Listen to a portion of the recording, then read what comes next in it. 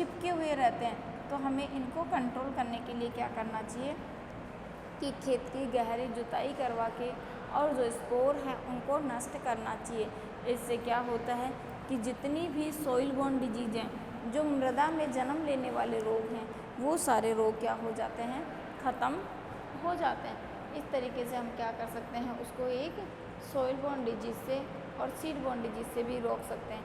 और अगर फिर भी डिजीज़ कंट्रोल नहीं होती है और अगर प्लांट के ऊपर पर्टिकुलर किसी एक ही प्लांट बॉडी के ऊपर वो संक्रमण दिखाई दे रहा है, तो उसके लिए हमें क्या करना चाहिए कि जो संक्रमित पादप है उसे ही खेत से हटा करके फेंक देना चाहिए। यानी कि जो संक्रमित पादप है उसको खेत से हटाना है, और हटा करके ऐसे नहीं कि पड़ोसी के खेत में डालना है, उसको हटाना है, एक जगह इकट्ठा करना है और फिर उसको जला देना है। खेत की जो बाउंड्री होती है चारों तरफ, उस बाउंड्री पे नहीं डालना। बाउंड्री पे डालने से क्या होता है कि जो स्पोर होते हैं वो हवा के द्वारा उड़ते हैं और एक स्थान से दूसरे स्थान पे पहुंच जाते हैं, और जब भी उन्हें अनुकूल परिस्थितियां मिलती हैं तो वे अनुकूल परिस्थितियों में क्या कर जाते हैं, वापस अपना अंकुरण कर देते हैं। तो इस अंकुरण से बचने के लिए हमें क्या करना चाहिए कि प्रतिकूल परिस्थितियों के सामना करते हुए अनुकूल परिस्थितियों में भी उनको बचा के रखना चाहिए। तो इसके लिए हमें क्या करना चाहिए, इसमें कि जो एयर बॉर्न डिजीज़ हैं, सॉइल बॉर्न डिजीज़ हैं और जो सीड बॉर्न डिजीज़ है, उन सब से हम क्या कर सकते हैं, इनको बचा सकते हैं। और जो खेत थे जिसके अंदर जो प्लांट संक्रमित हुए थे, उन संक्रमित प्लांट को हटा देने से जो दूसरे स्वस्थ प्लांट है उनकी बेचारों की ज़िंदगी बच जाती है। और इतना करने के बाद भी अगर डिजीज़ कंट्रोल नहीं होती है तो सबसे लास्ट और सबसे बेस्ट तरीका होता है क्या, कि हमें कॉपर ऑक्सीक्लोराइड का क्या करना चाहिए, छिड़काव करना चाहिए। कॉपर ऑक्सीक्लोराइड एक केमिकल्स होता है। इस केमिकल्स का छिड़काव जब हम खेत के अंदर करते हैं तो जो फंगस है उसके जो माइसीलियम है उनकी क्या हो जाती है, इन माइसीलियम की क्या हो जाती है, मृत्यु हो जाती है। और इन माइसीलियम की मृत्यु होने के कारण पादप की जो बॉडी होती है वो सेफ बच जाती है, सेफ जोन में चली जाती है। तो हम कॉपर ऑक्सीक्लोराइड के द्वारा क्या कर सकते हैं, हम पादप की बॉडी को सुरक्षित कर सकते हैं।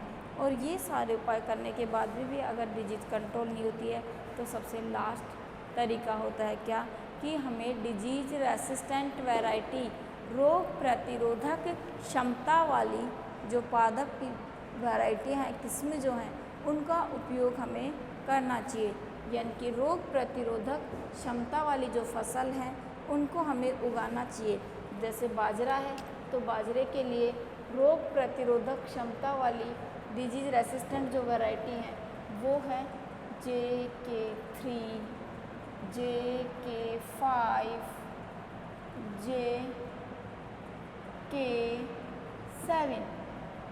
ऐसी जो वैरायटी है वो हमें खेत के अंदर उगानी चाहिए, क्योंकि इन वैरायटियों में एक्चुअल में होता क्या है कि इनका जो सीड होता है उसके चारों तरफ पहले से ही एक प्रोटेक्टिव लेयर, सुरक्षा की परत प्रेजेंट होती है, और जैसे वो सीड जर्मिनेशन करता है तो उसके चारों तरफ सुरक्षा की परत प्रेजेंट होने के कारण कोई भी माइसीलियम उसके अंदर एंटर नहीं कर सकता। जब वो एंट्री ही नहीं कर पाएगा तो अपना संक्रमण किस प्रकार से फैला पाएगा।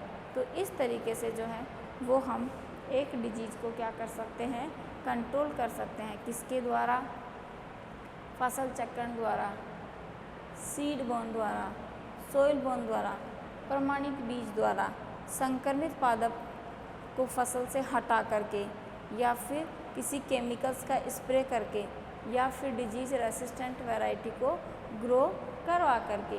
तो इस तरीके से आज जो है अपना बाजरे का हरित वाली जो रोग है वो कंप्लीट होता है। बाजरे का हरित वाली जो रोग है वो कंप्लीट है।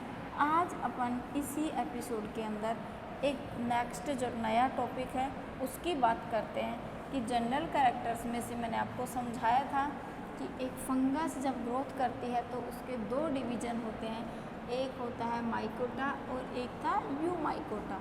तो यूमाइकोटा में अपने आइंसवर्थ के अकॉर्डिंग, जो आइंसवर्थ क्लासिफिकेशन था उसके अकॉर्डिंग हमने देखा था कि कि दो दो डिवीज़न हैं, उनमें से एक माइकोटा है, दूसरा यू माइकोटा।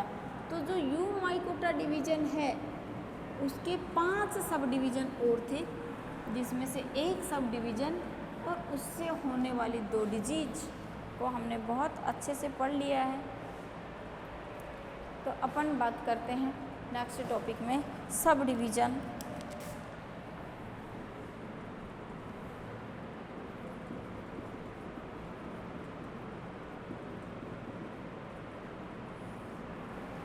कि अपन ने जो है वो एक फंजाई के 2 डिवीज़न, एक डिवीज़न था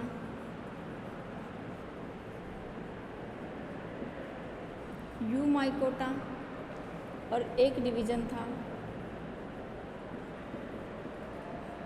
माइकोटा। तो जो यू माइकोटा डिवीज़न था इसके हमने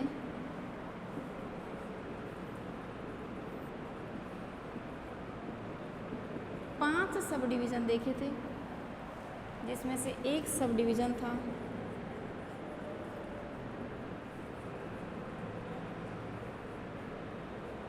मैस्टिगोमाइकोटिना।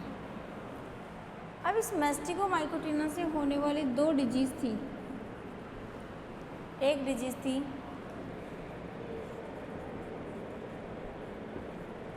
बाजरे का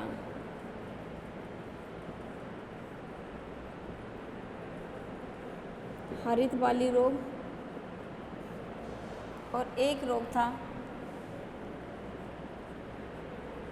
सरसों का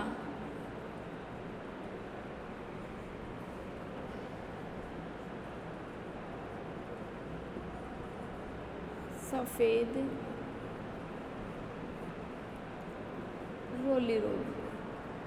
एक रोग का नाम था बाजरे का हरित बाली रोग और एक रोग था सरसों का सफ़ेद रोली रोग। ये दोनों हम लास्ट वाले जो एपिसोड थे उनके अंदर कंप्लीट कर चुके हैं कि दोनों डिजीज़ जो हैं वो किस तरीके से अपने सिम्टम्स खोज करती हैं और किस तरीके से अपनी डिजीज़ को आगे बढ़ाती हैं। नेक्स्ट ये तो था फर्स्ट डिवीज़न। अब अपन नेक्स्ट क्लास में बात करेंगे कौन सी, सेकंड सब डिवीज़न।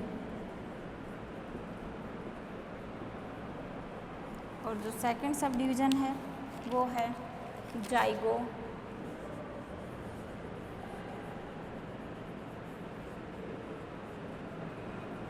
माइकोटिना। किसकी बात करेंगे, जाइगोमाइकोटिना की।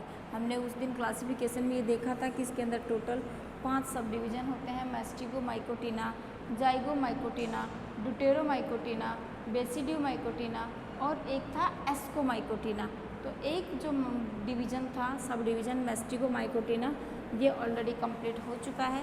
इससे होने वाली जो 2 डिजीज़ हैं, एक थी बाजरे का हरित वाली रोग जो स्क्लेरोस्पोरा से हो रही थी और एक था सरसों का सफ़ेद रोली रोग जो किससे हो रहा था, वाइट रस्ट ऑफ क्रूसीफर से हो रहा था। ब्रेसिका कंपेस्टिस के अंदर क्रूसीफर पैथोजन यानी कि एल्बुगो के द्वारा हो रहा था। तो यहाँ हमने एक फंगस देखी एल्बुगो, यहाँ हमने एक फंगस देखी स्क्लेरोस्पोरा।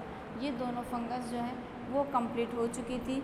अब अपन चलते हैं सेकंड सब डिवीज़न जिसका नाम क्या है, जाइगोमाइकोटिना। तो जो सेकंड सब डिवीज़न है जाइगोमाइकोटिना, इसके जनरल कैरेक्टर्स जो हैं वो अपन नेक्स्ट एपिसोड में क्लियर करते हैं।